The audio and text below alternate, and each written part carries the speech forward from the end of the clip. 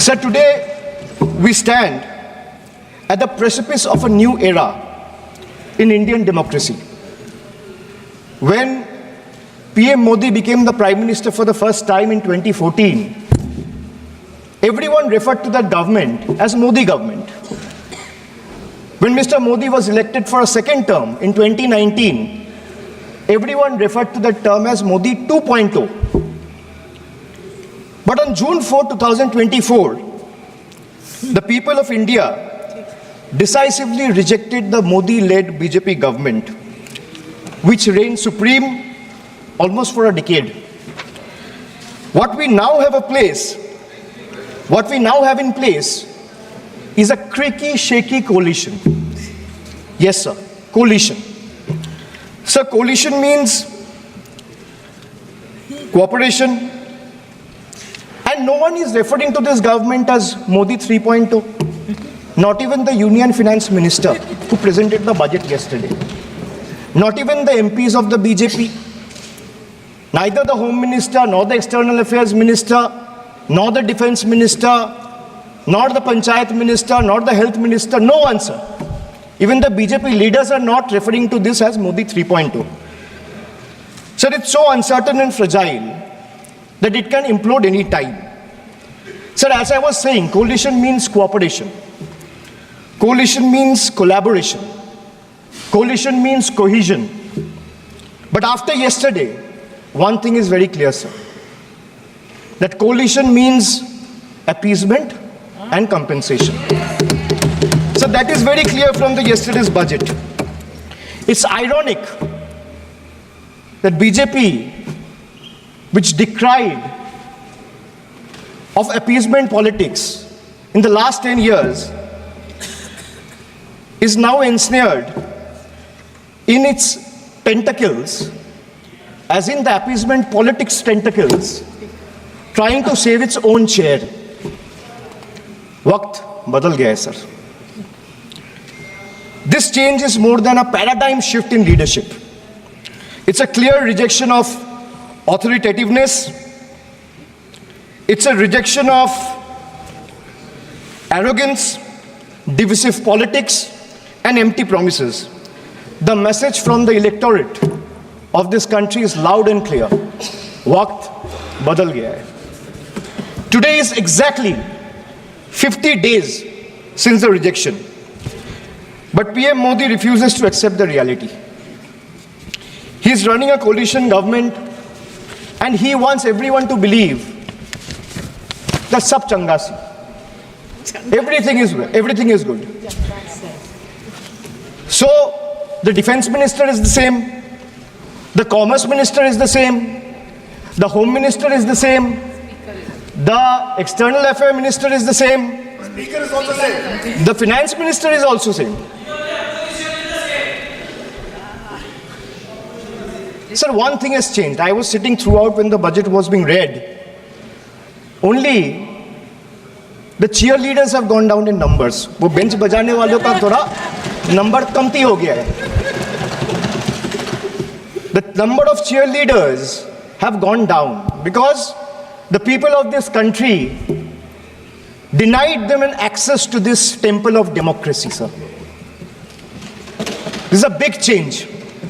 इस सदन में जब हम शपथ लिए थे, संविधान की शपथ लिए थे और सत्य निष्ठा से प्रतिज्ञान किए थे कि भारत की प्रभुता और अखंडता को अक्षुण्ण रखेंगे और कर्तव्यों का श्रद्धापूर्वक निर्वहन करेंगे, पर हमारे विपक्ष के लोग हैं जो विदेशी तंत्रों से हाथ मिला करके बार बार भारत की प्रभुता और अखंडता पर चोट करते हैं।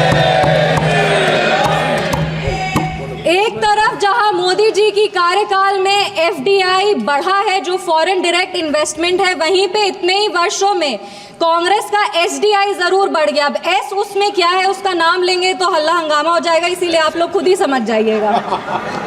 ये वही बात हो गया, हिंदी का एक मुहावरा है, मुंह में राम बगल में छुरी, पर ये भी विपक्ष पे सही नहीं बैठता है, क्योंकि विपक्ष तो प्रभु श्री राम का नाम ही नहीं ले सकते, पर छुरी लेकर के बार बार संविधान की हत्या जरूर करने का कोशिश करते हैं।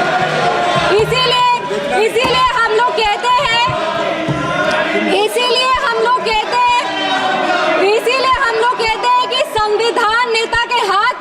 संविधान नेता के दिल में होना चाहिए।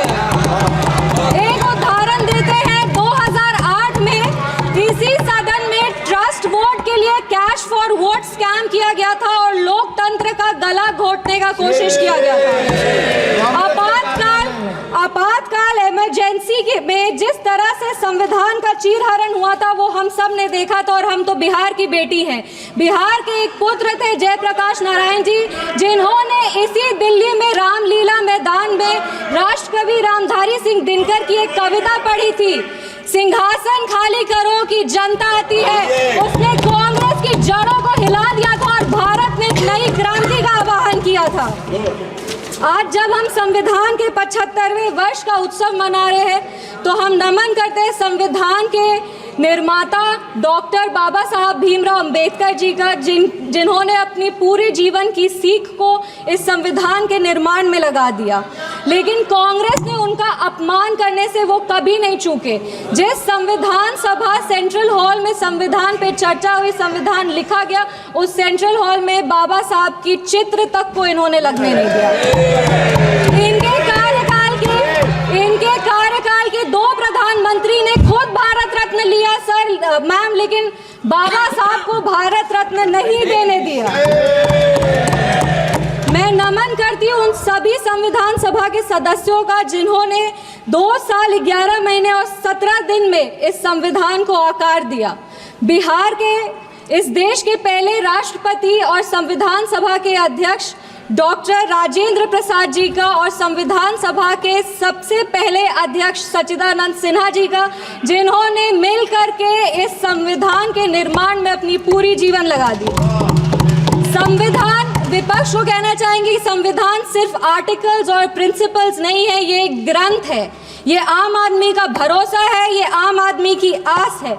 ये इस देश के नागरिक को वो महसूस कराता है कि वो स्वतंत्र है, सशक्त है और सुरक्षित भी है। इस संविधान की ताकत ही है कि आज इस 25 साल की युवा महिला सांसद इस सदन में महिलाओं की आवाज बनी है। ये संविधान की ताकत है कि इस देश के सबसे उच्च पद पर एक आदिवासी समुदाय की महिला विराजमान है। ये संविधान की ताकत है कि हमारे प्रधानमंत्री एक गरीब परिवार के सदस्य हैं। और इस संविधान की ही ताकत है कि जननायक कर्पूरी ठाकुर जैसे व्यक्ति जो एक पिछड़े वर्ग से आते थे, वो बिहार प्रदेश जैसे राज्य के मुख्यमंत्री बने। पर अब जब बिहार की बात कर रहे हैं तो हम जरूर इस सदन के संज्ञान में लाएंगे कि विपक्ष दल का एक शासन आया था जब बिहार में जंगल राज आ गया था। उस जंगल राज में हर वो कार्य हुआ, उस जंगल राज में हर वो कार्य हुआ जो संविधान का उल्लंघन था, संविधान के निर्माताओं के विचारों का उल्लंघन था। बिहार उस समय दंगों और अपहरण का गढ़ बन गया था। हम आभार व्यक्त करेंगे हमारे यशस्वी प्रधानमंत्री श्री नरेंद्र मोदी जी का, हमारे माननीय मुख्यमंत्री श्री नीतीश कुमार जी का और हमारे पार्टी के राष्ट्रीय अध्यक्ष श्री चिराग पासवान जी का, जिनके अथक प्रयासों की वजह से आज संविधान के उसूल बिहार में कायम है।